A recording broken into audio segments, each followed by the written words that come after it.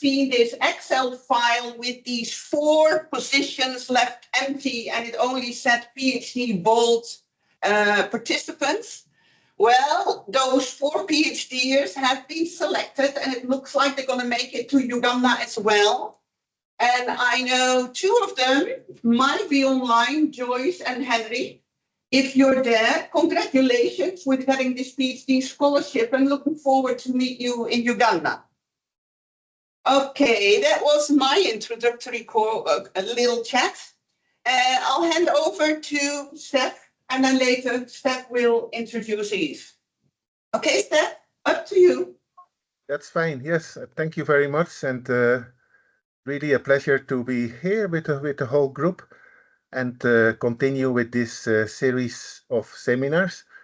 Today we're going to do kind of like a deep dive into the Andes, one of the centers of origin and diversity of many neglected, underutilized crops, or maybe we'd rather call them future crops or promising crops. No, and today we have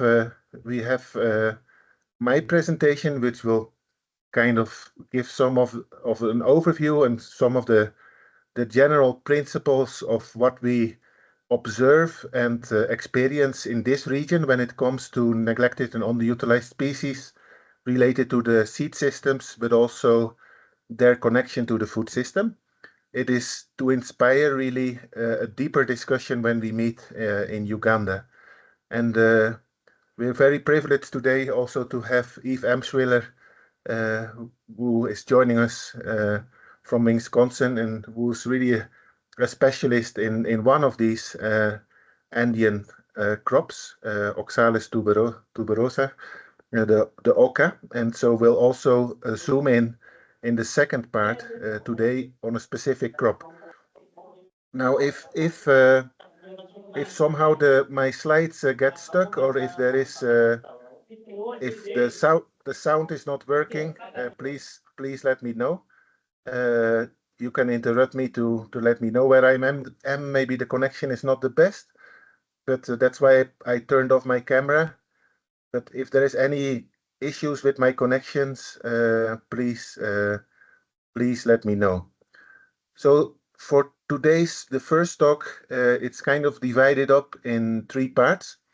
We'll first reflect a little bit on what are these future crops, these orphan crops or neglected, underutilized species in the Andes, and what characterizes them. Then we'll move more to reflect on how do these crops operate and function in the current seed systems in the Andean region. So that's all the way from Argentina, Chile to Colombia, where many of these crops occur and are being grown.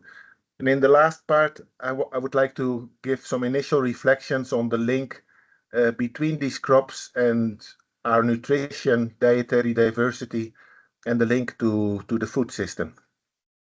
So let's get started. Just interrupt me when you feel or the sound is not good, or when something doesn't work. First, let's a little bit of history. Also, when we talk about neglected and underutilized species, of course, the first question that comes up is neglected and underutilized for whom? Because for many of the indigenous populations and the smallholder farmers, in this case in the Andean region, these crops were never really neglected. They were always part of their food system and their cropping system. And the Andes being one of the most complex cropping systems in the world, with many communities covering up to 2,000 meters in altitude, having this vertical archipelago of different crops and different altitudes with rain-fed systems, but also irrigated systems, it's the perfect laboratory for crop diversification and managing diversity in the landscape. But of course, at the global level, we know there are approximately 20,000 plant species that are edible. Among those, there are at least 2,500 that have some degree of domestication, from very initial domestication, being very close to wild and collected and just incorporated into agriculture, to very long histories of domestication that even separates how they are reproduced sexually or clonally, and about 300 considered fully kind of domesticated. And of course, the theory of the Vavilov centers, the centers of origin and where crops originate, is continuously being revised. But originally, it was proposed that there are 8 primary Vavilov centers, and the Andean region is one of those centers where crops were domesticated and diversified. And some of the most well-known crops, of course, include the potato, but also quinoa, and also for beans and for maize, it's a secondary center of diversity. So in the Andean region, there are at least 50 crops that were domesticated and that sometimes become popular and cross the frontiers and enter into the global food system. And some of them are close to extinction and are at risk. And so that's also a little bit the balance when we talk about these neglected and underutilized species. There is quite a portfolio of different realities, and we will come back on that, that affects the seed system, but also affects their consumption and insertion into the food system. So for many of us who have worked on crops in the Andes, this book, The Lost Crops of the Incas, was one book that was very inspirational. Since then, there have been many publications that kind of highlight and document the distribution, the diversity of many of these neglected and underutilized crops. And also in your reader, with the literature, there are several publications that provide an overview of the crops from this region. So a little bit of an exercise just for fun. Maybe you can speak out or you can type it into the chat. Here I put 4 crops, and if you know any of these crops, feel free to quickly speak out or to type it into the chat of the Teams meeting. No, so what are these crops? We have a legume, we have a tuber crop, we have a vegetable, and we have a fruit. And so these are propagated in different ways, have different sexual reproduction, are connected in different ways to markets and to the food system. And I'll here provide the answer. The first one is tarwi. They sometimes call it the soya of the Andes. It's very high in protein, up to 40%. It's a legume, very beneficial crop. It's one of the crops that will probably be the next quinoa in terms of its interest towards the protein transition. And the current demand for this crop is increasing very rapidly. At that level, even that companies in Peru, Bolivia are not able to provide the volume that's being demanded by the market. We have Oyucos tuberosus, only consumed locally in the Andes, hasn't really crossed the border beyond the Andes very much. It's very popular also in mainstream supermarkets where you find a few varieties, but very common in Andean dishes. Solanum quitoense, naranjillo, or quito. It's a delicious fruit, often used only locally and very popular, especially in Ecuador. Every restaurant and every jugueria, they offer this as a delicious juice. And then we have caiwa, and the wild relative of it is called achocha. It's a common Andean vegetable, often stuffed and used in the oven when it's filled with either meat or with other vegetables. Also a vegetable that doesn't really occur a lot beyond the borders. And so there are many more. In this picture you see amaranthus, kiwicha. In this crop has about 1,500 land races, Most of them are maintained by farmers, and in the gene bank at the Cusco University in southern Peru, we also have Sanki, which is a fruit that is very well adapted to the dry environments of the western slopes of the Andes and grown a lot in Arequipa and Ayacucho. Also one of the superfoods. And on the right, on the top, on the lower part, we have Oca. We'll hear a lot more about that.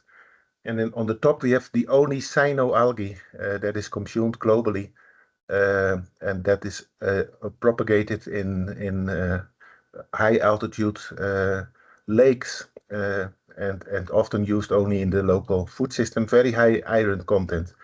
So this is just to say that there is this huge diversity, not only of species, but also of varietal diversity in all of these Andean crops. And some of them have become global, some are important regionally, and some of them are very endemic and are only found in some of the countries.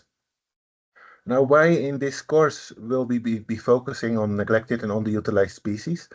The main reason maybe for the renewed interest is that really, like some people would say, our food system is suffering from some ailments, no? And one of them is that even though we perceive that we have more diversity in our food system, a lot of the global food system has become more homogeneous. And it relies on very few species, and that makes the food system vulnerable. It also makes the cropping system vulnerable. And this was very well shown in this article by Colin Curry, which is kind of like a landmark article from 2014.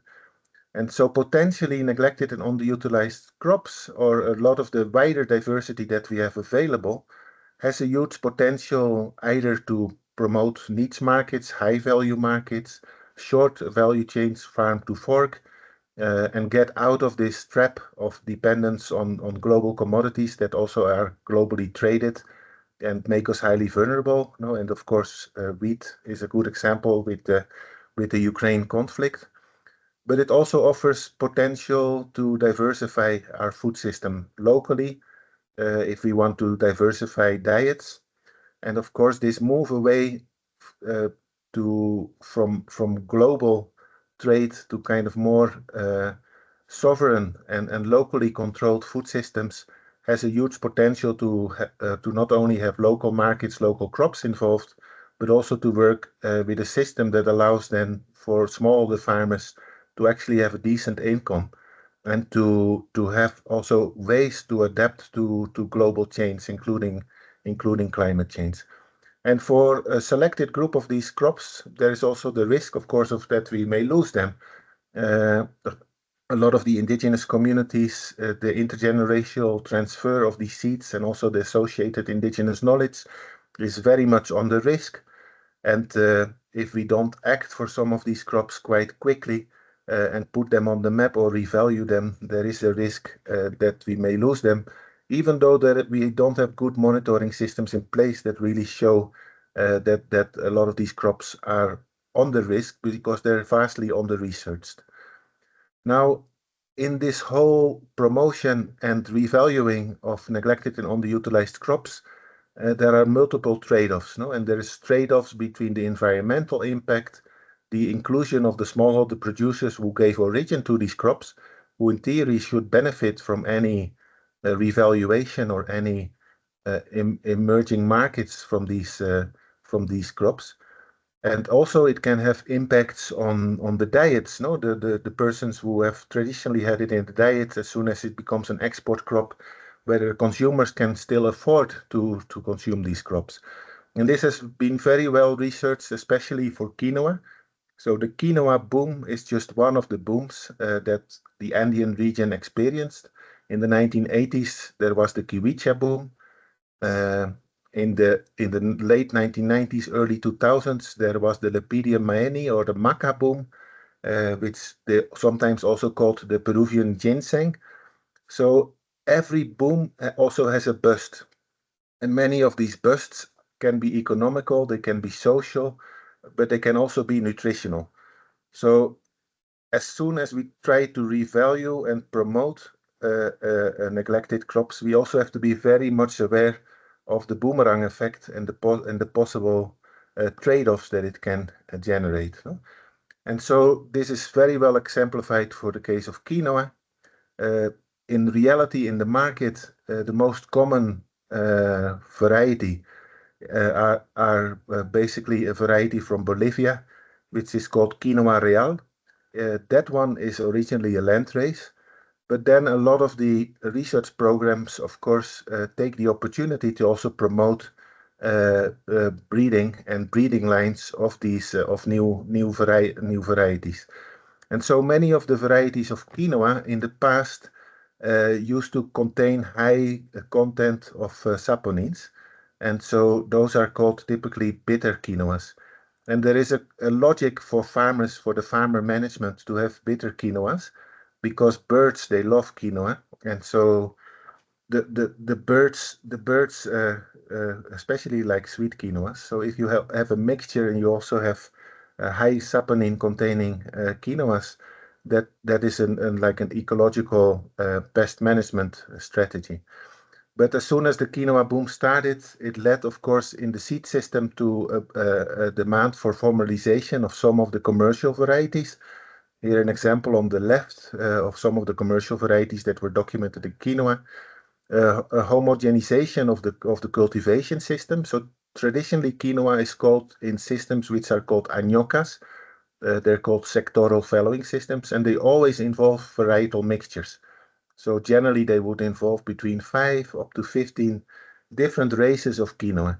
But of course, the market has difficulty absorbing this diversity. So together with intensification, it leads to a simplification of the system. And so that has also led to a global expansion. Currently, there are more than 90 countries globally that produce quinoa. And in the Andean region, it has caused stress on the sectoral fallowing system. It has caused stress on the use of mixtures, and it has possibly, and that's still an hypothesis, there's not a lot of publications on this, but a marginalization of the non-sweet varieties that are less demanded by the global boom for quinoa. No. At the same time, a lot, and here I wanted to mention the example of the gene banks. It's important then to also conserve these genetic resources that are probably under stress. And in the gene bank from the International Potato Center, we maintain 9 lesser known Andean roots and tuber crops. Some have their picture on the bottom, and we'll hear more about Oka from Eve. So maintaining these as a backup in the gene bank as a possible resource for breeding, but also just for repatriation or rematriation is important. Out of the 9 crops, roots and tuber crops that we maintain in the gene bank, only one of them is really used for any type of breeding or crop improvement effort, and that is the yam bean. The yam bean, there have been several breeding efforts, especially from the Andean region through Western Africa. But all of the other crops, they don't have any breeding program that is active or working on selection. And there is a really high diversity and good diversity of land races that are available also for promotion and use in the seed system. That, of course, then goes also with the on-farm conservation. And just like with ex situ conservation, where you can do cryopreservation, you can do in vitro banking, you can do cold storage, or you can have a field collection, there is different types of in situ conservation. And this, the traditional way, or the historical way, is what farmers have always done. And documenting and understanding that is valuable in itself. But then many of the development projects specifically have tried to promote community seed banks, voucher systems, agrobiodiversity zones, all types of interventions, seed fairs, to promote the use of traditional varieties. And of course, as soon as you try to intervene specifically with markets, it will have an impact on the diversity of seeds. So understanding that interaction between farmer-driven autonomous conservation and kind of development-driven external conservation is important also for understanding what happens in the seed system. One unique aspect maybe in the Peruvian context has been the influence of chefs. Some of the most famous chefs globally and also on Netflix are Peruvian chefs and chefs from the Andean regions. And we'll come back to that in Uganda, but they have been very instrumental in putting neglected and underutilized species on the map, not starting with the farmers, but starting with the consumers, the other way around. So quickly going to future foods or NUS and seed systems, just some food for thought and some initial kind of brain bites for our stay in Uganda. So first of all, some key characteristics of aspects that we can observe in the Andean region. First of all, these seed systems of neglected and underutilized species, they are vastly under-researched. If you look for example, the lupine, the Andean soya, there is no article at all, or no research at all on the seed system. So it operates kind of under the radar screen. That's the first observation. The second observation is that there is these contrasting realities. No? There is the crops that are at high risk of loss, but then there is also crops that have been expanding globally. And sometimes we find for the same crop over two decades the same reality. Maca, Lupidium maeni, is a perfect example. In the 1980s, it was reported that at the national level there was only 40 hectares left, and it was declared a crop that was at the brink of extinction. Now it's one of the important export crops from Peru and has really come back as a superfood. So sometimes it can go very fast from one extreme to the other extreme. The other thing which has implications for the seed systems is that these crops are generally not grown as single varietal stands. They're all grown as varietal mixtures. So that has implications for registration. It has indications for the typical criteria of homogeneity, uniformity. But that's how these crops are often grown. They're grown as seed mixtures rather than single varietal stands. A lot of the seed system is governed by farmers and also farmer managed. And that's been the reality in the past and is currently also still the reality. Often these seed systems are very quick to respond to change. So as soon as 2013, it was the International Year of Quinoa. 2014, 2015 were the biggest booms for export ever in the history of the Andean region. And despite the seed system being highly kind of decentralized for like farmer managed, it was very quick to respond to increased demand.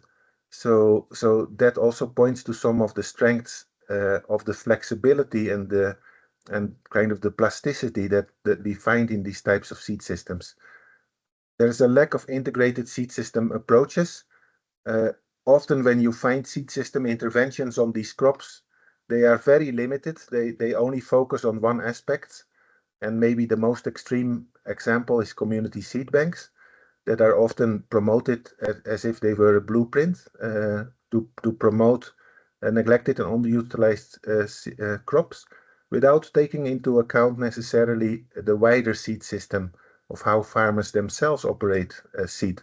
So that there is kind of a problem with these blueprint solutions.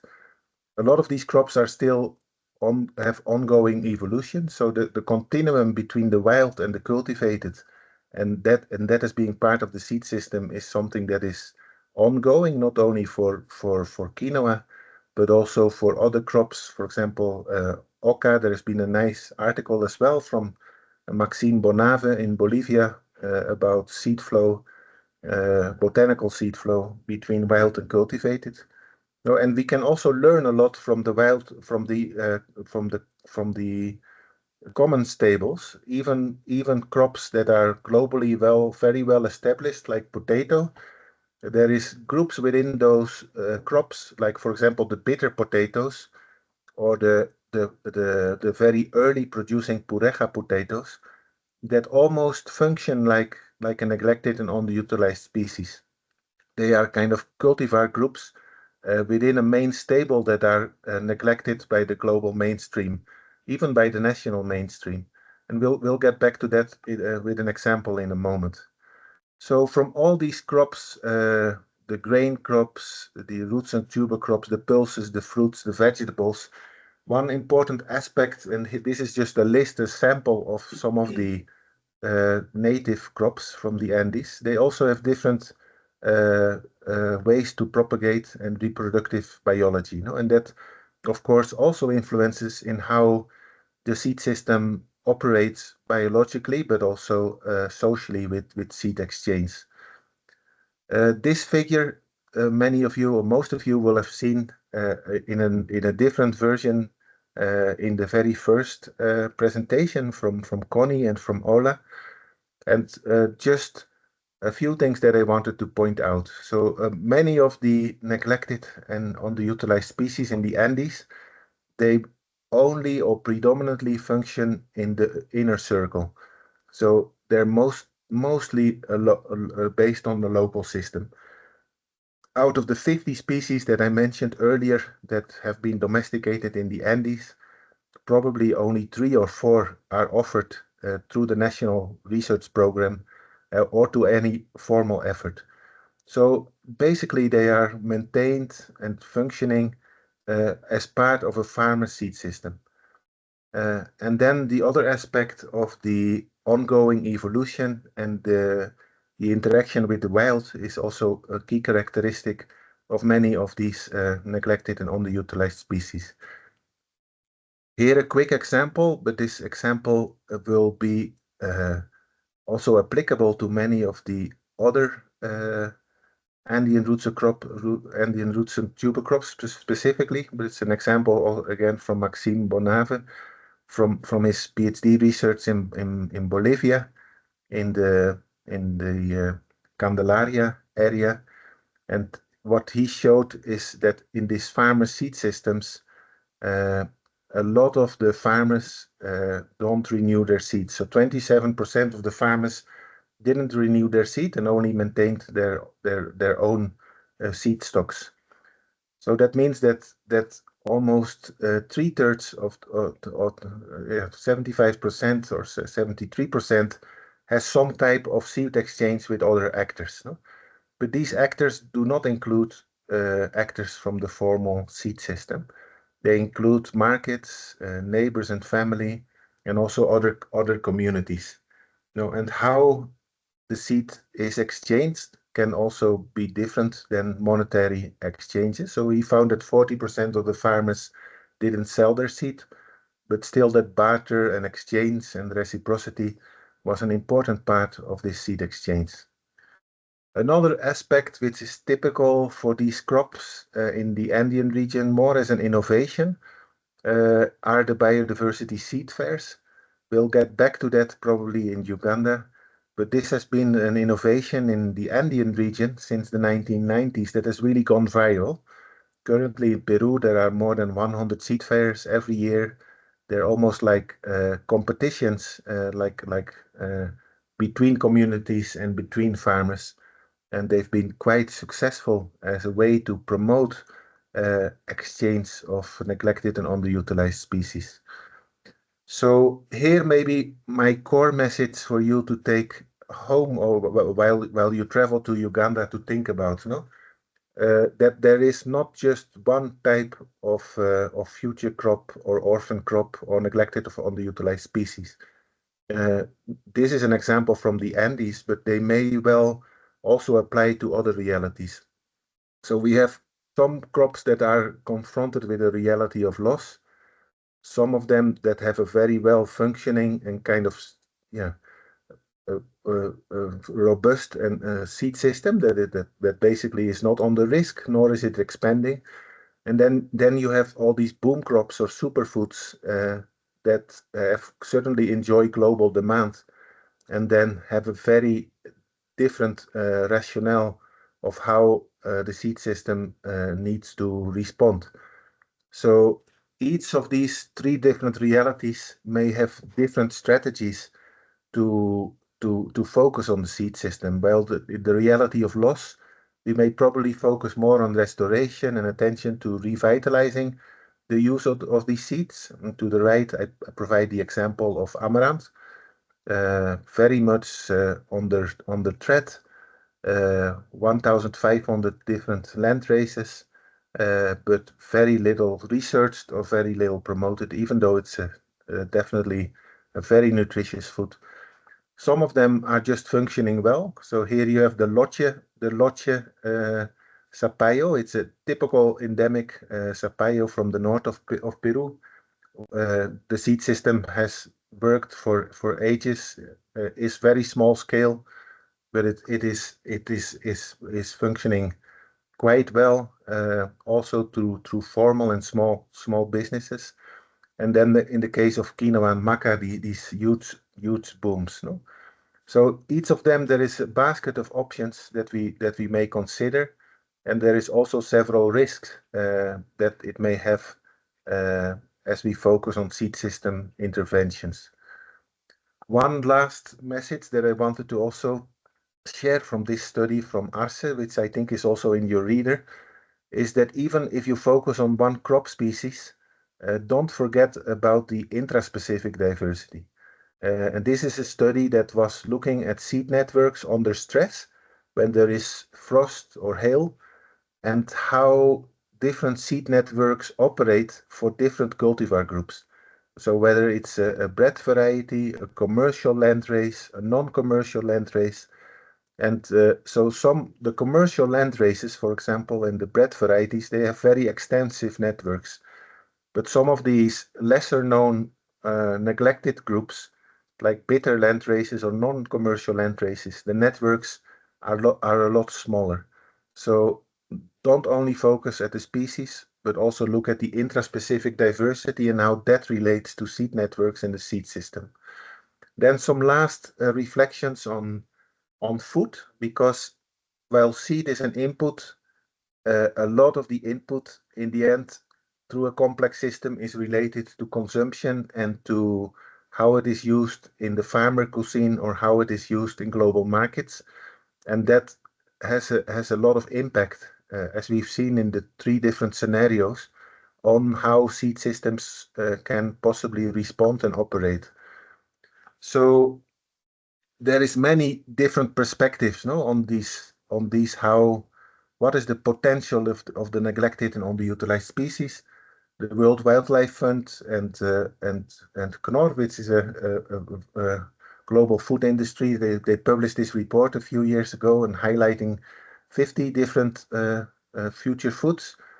But there is also different rationales, no, all the way from bioeconomy, the use of superfoods, their potential in the bioeconomy, to promoting more local foodways and food sovereignty and local food patrimony. The example that I mentioned from Peru and the chef movements, to providing resilience through diversity in response to climate change. Of course, philosophically and from a development perspective, the rationale between different communities may differ a lot. But one of the assumptions is that these neglected, underutilized species can help to redirect, to retransform the food system. And so that is a discussion I think we should take forward also in Uganda. Like what would this take, and where can this go under different scenarios? No? If we look at the Andean region, for example, when we look at the crops that have highest protein content, highest iron content, and I apologize, this slide is in Spanish, but it basically shows zinc, vitamin A, vitamin C. We find that among the native crops, there is kind of positive outliers in very high content for each of these micronutrients. No? And so there is a potential definitely as an entry point to deal with nutrition and with dietary diversification. On the other hand, many nutritionists will also point out that many of these crops are only consumed occasionally, no? And that they may only be consumed in festive activities. They may only be consumed once or twice a month, or they may be highly seasonal. So compared to some of the staples, that their nutrition impact may be lower. And then, of course, there's also the aspect of bioavailability. So total content doesn't always reflect in how much is actually available for human intake. But overall, there have been several studies, and this is also one study from the Andean region that show that there is a generally positive correlation between higher diversity on the farm and higher diversity in the diet. So whether it's the dietary diversity score, the minimal dietary diversity score for women, or the minimal diet adequacy for micronutrients. In this particular study, it was shown. Maybe you can mute your microphone. But it was shown that cultivating one additional crop species was associated with 17 to 21% greater likelihood of achieving a minimal diverse and adequate diet. So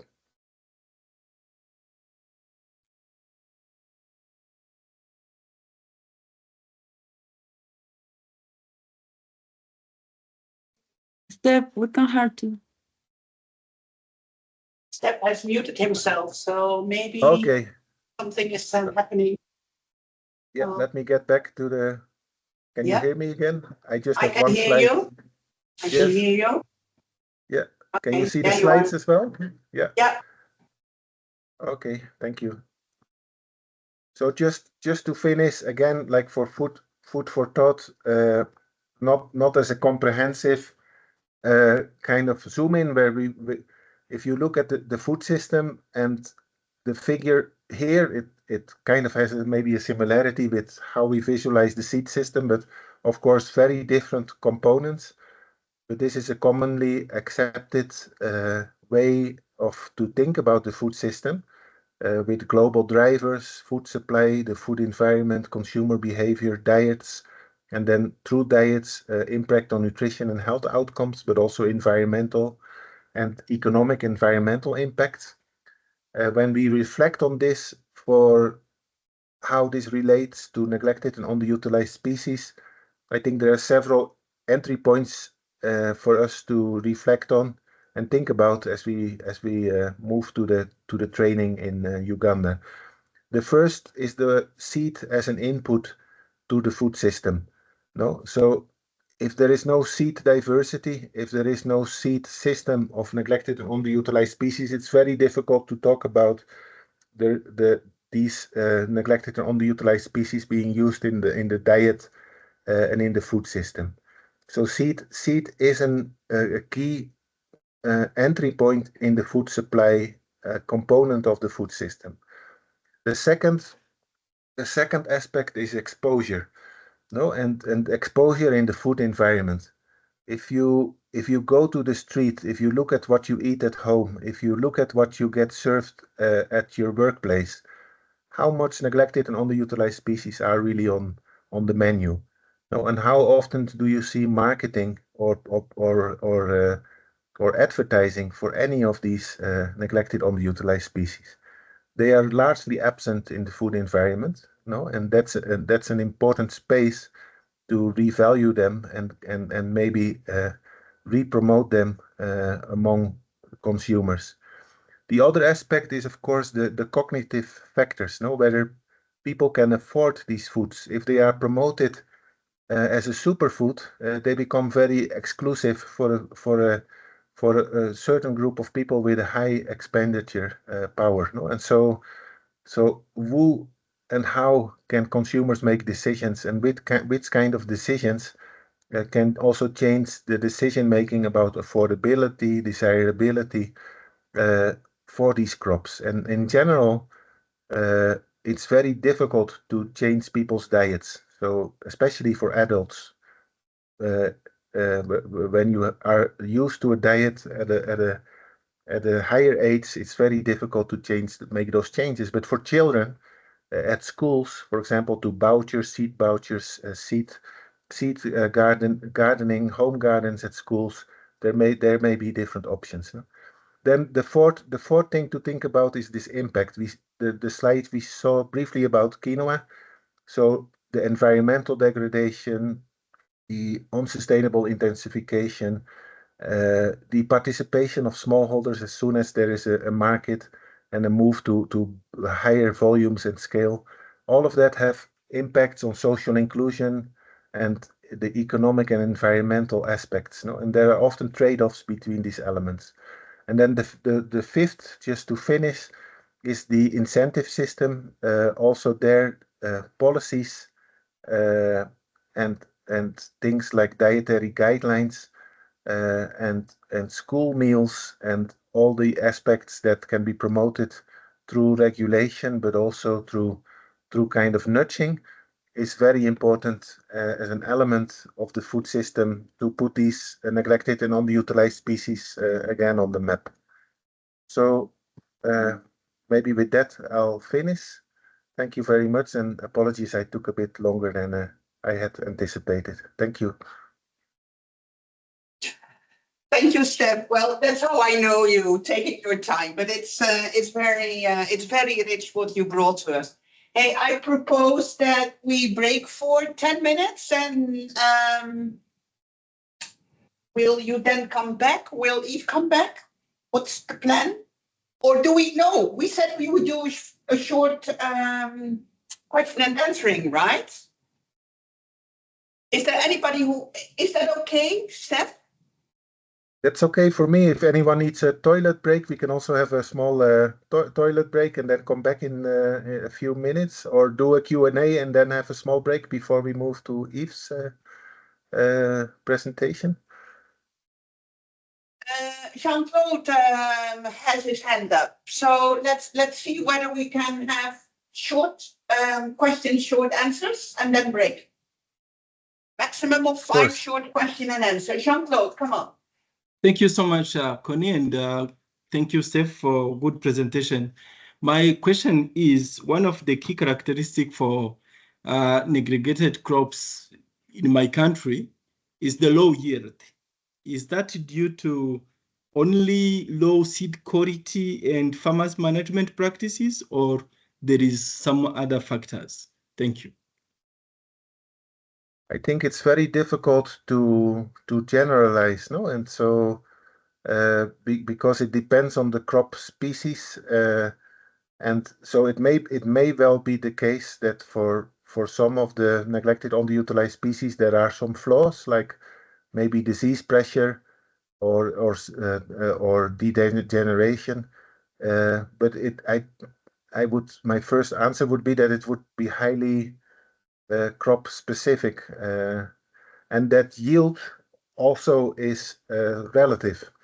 So yield, first of all, when all of us come from the mindset often that yield is like tons or kilograms per hectare, but it really depends on how you translate that. If you look at it, for example, the amount of micronutrients per hectare, or the amount of dry matter per hectare, already often the neglected and underutilized species, the yield comparison with other crops changes. No? So it also depends how we look at yield. And then often, of course, for farmers, it is not only yield. In the end, it is economic return. So an excellent example of that is the case, and you work for SIP, the International Potato Center, so do I. But my classical example is look at native potatoes in the Andes. No? So they produce half or less than half of what the breeders' varieties produce, but they fetch 4 to 5 times the price in the market. So for a farmer, it's very attractive. They yield lower, no, but the economic return for the farmers is higher.